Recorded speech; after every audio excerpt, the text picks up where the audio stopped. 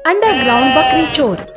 मदन सवेरे सवेरे अपनी एक गर्भवती बकरी को मार मार कर घर से भगा रहा था। तभी वहाँ उसका पड़ोसी ललित आता है। उसे उस बकरी की हालत देखी नहीं जाती। तब वो मदन को रोकते हुए कहता है, रुक जाओ मदन, छोड़ दो। क्यों मार रहे हो इस बेजुबान जानवर को? ऐसे हालत में उसे मारना नहीं चाहिए। ये भी समझ नहीं आ रहा क्या तुम्हें? अरे मैं तो इसे रखना ही नहीं चाहता अपने घर में। मैं खुद का पेट नहीं पाल पा रहा हूँ, ऊपर से इसके नखरे। इतना ही है तो तू लेकर जा इसे। तब ललित उस गर्भवती बकरी को अपने घर ले जाता है। ललित और उसकी बीवी लता उस गर्भवती बकरी का अच्छे से ख्याल रखते हैं।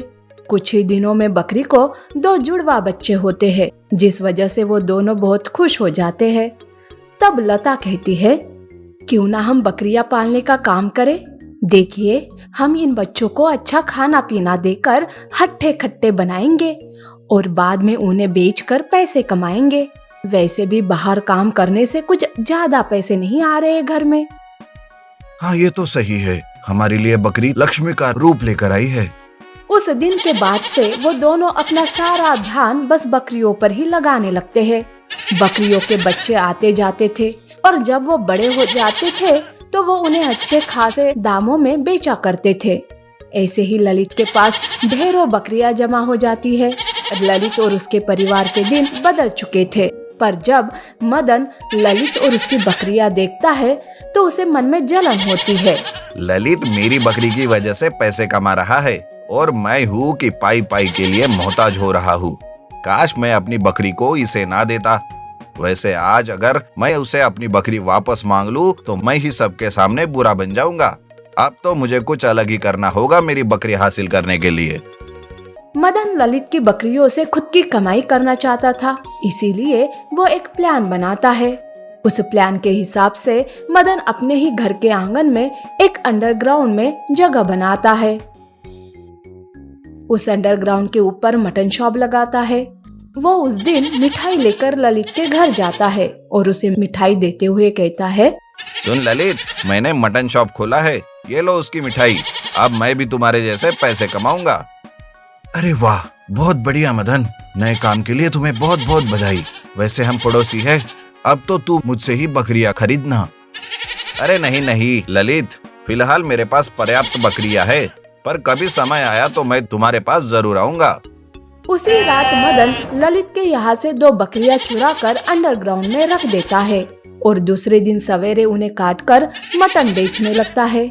इस तरह से रोज रोज मदन ललित की बकरियां चोरना शुरू कर देता है, जिस वजह से ललित की बकरियां कम होने लगती है। तब लता को शक होने लगता है। सुनिए जी, जब से मदन ने मटन शॉप खोला है तब से हमारी बकरियां कम होती जा रही है। मुझे तो मदन पर शक हो रहा है। लगता है वो हमारी बकरियां चुरा रहा है। अरे नहीं नहीं, मदन भला क्यों हमारी बकरियां चुराएगा? और ऐसा ही होता तो हमें दिखाई देती ना हमारी बकरियां उसके घर में। तुम खामोखा शक कर रही हो मदन पर। ललित लता को समझाता है, पर लता को पक्का यकीन था कि मदन ही कुछ कर रहा है। अब ललित की बकरियां कम होने पर किसी को शक ना हो, इसलिए मदन गांव की बकरियां भी चुराने लगता है। बकरियां चोरी हो रही थी और कोई भी मदन पर शक नहीं कर रहा था। मदन व्यापार में बिना पैसे लगाए अच्छे से पैसे कमाने लगता है। तब एक दिन लता मदन के शॉप जाती है और कहती है, मदन मुझे भी आधा केजी मटन दो। अरे मदन, तू अपनी बकरियां कहाँ रखता है और कहाँ से लाता है? दिखाई तो नहीं देती। अरे मेरी बकरियां खत्म हो गई है। मैं ज्यादा बकरियां एक साथ अब कभी नहीं खरीदता। मदन हड़बड़ा जाता है। तभी लता को बकरियों के म्यां म्यां की आवाज सुनाई देती है। लता मन ही मन सोचती है, अभी मैं इसे कुछ कहने जाऊं तो मदन कोई ना कोई बहाना बना देगा। मुझे तो अब इस पर नजर रखनी होगी। लता वहाँ से घर चली जाती है। उस रात लता बिना सोए मदन पर ही नजर रखे हुए रहती है। तब वो देखती है कि मदन गांव की बकरियां चुरा कर अंडरग्राउंड ले जा रहा है। तब लता भी चुपके से उसके पीछे जाती है। तब वो अंडरग्राउंड में चुराई हुई बकरियां देखती है और मन ही मन सोचती है, अच्छा तो ये चाल है मदन की। अब कल सबके सामने इसकी पोल खोल कर रखूंगी। दूसरे दिन जब मदन अंडरग्राउंड से बकरियां निकालते रहता है तब लता ललित पुलिस और गांव के सरपंच को वहां लेकर आती है। अंडरग्राउंड का नजारा देखकर मदन का भांडा फूट जाता है और उसे बकरियां चोरी करने के जुर्म में पुलिस के हवाले किया जाता है। Giant chicken. बालापुर नाम के गांव में शालिक नाम का एक किसान रहता था। उसे 2 बेटे थे। बड़ा बेटा नीलेश खेतीबाड़ी करता और छोटा बेटा उमेश शहर में गैरेज में काम करता। उमेश हमेशा संडे को गांव में अपने माँ बाबूजी और भाई को मिलने आता। एक दिन की बात है, नीलेश सवेरे सवेरे खेत में काम कर रहा था। तभी उसे कुछ आवाज सुनाई देती है। नीलेश, क्या कर रहे हो तुम? अरे ये कौन है जो इतनी बड़ी आवाज में बात कर रहा है? नीलेश ये देखने के लिए जैसे ही पीछे मुड़ता है, वो देखता है कि एक बड़ा सा जायंट मुर्गा उसके सामने खड़ा है। वो बहुत डर जाता है और वहीं पर बेहोश हो जाता है। कुछ समय के बाद वो होश में आता है। तब वो अपने भाई को देखता है और साथ में ही बड़ा मुर्गा भी रहता है। अरे उमेश, ये सब क्या है? इस मुर्गे को देखकर तो मेरी हवा ही निकल गई। मैं कितना डर गया था पता है? अरे क्या भाई, इतने बड़े हो गए फिर भी डरते हो? कहां से लेकर आए इतना बड़ा मुर्गा? अरे भाई, यह मुर्गा दरअसल सर्कस की एक मुर्गा गाड़ी है। इसमें कुछ प्रॉब्लम हो गई थी, जिस वजह से इसे ठीक करने के लिए हमारे गैरेज में लाया गया।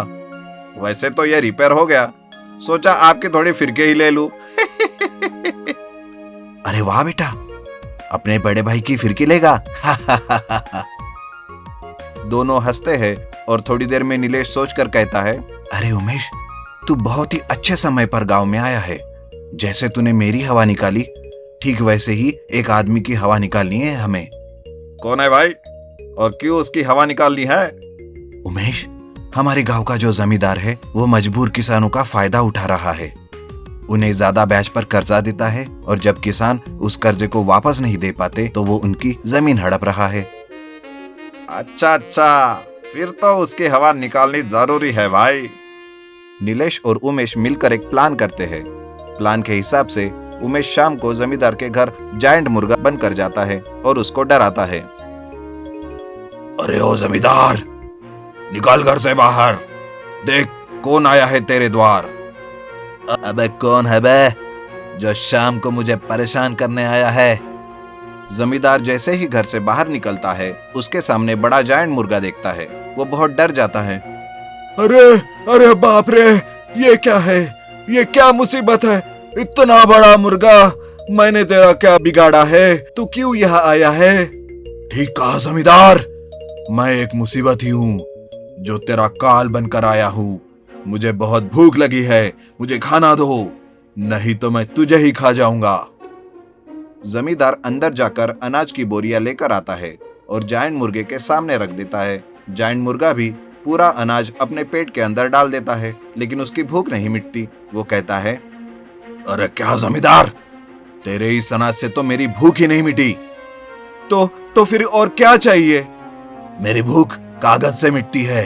तेरे घर में जितने भी कागज है वो सब कागज मेरे सामने लाकर रखो।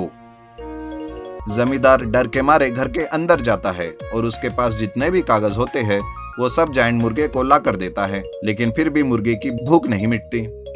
अरे जमींदार, मेरे सामने ज्यादा स्मार्ट मत बनो। तुम्हारी तिजोरी के अंदर जो कागज है मुझे वो भी चाहिए, उसे भी लेकर आ, वरना आज तेरी मौत निश्चित है। जमींदार फिर से डर के मारे घर के अंदर जाता है और उसके पास किसानों के जमीन के जो कागज होते हैं वो जायंट मुर्गे के सामने लाकर रखता है। मुर्गा उसे अपने अंदर ले लेता है और वहां से चला जाता है।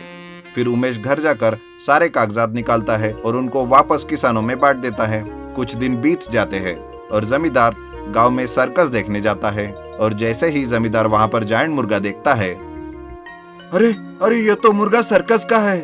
अरे बाप रे, मैं तो लुट गया, ये तो सर्कस का मुर्गा है। अरे मुझे किसी ने बेवकूफ बनाया।